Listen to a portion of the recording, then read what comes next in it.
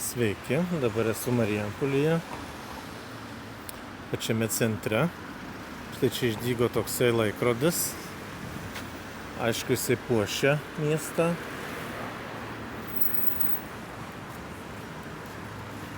Bet tik tai kažkaip nekorektiškai paminėta, kad čia Marijampolės Rotary.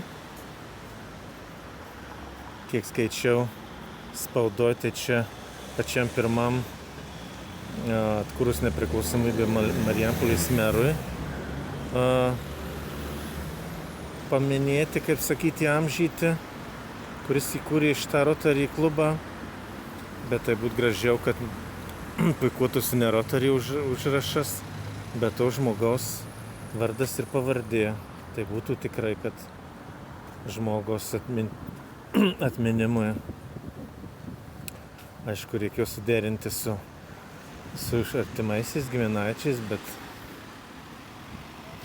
būtų daug gražiau, šauniau. O tas Rotary čia mums nieko nesako. Kaip sakyti, nekuklu, bet gražu.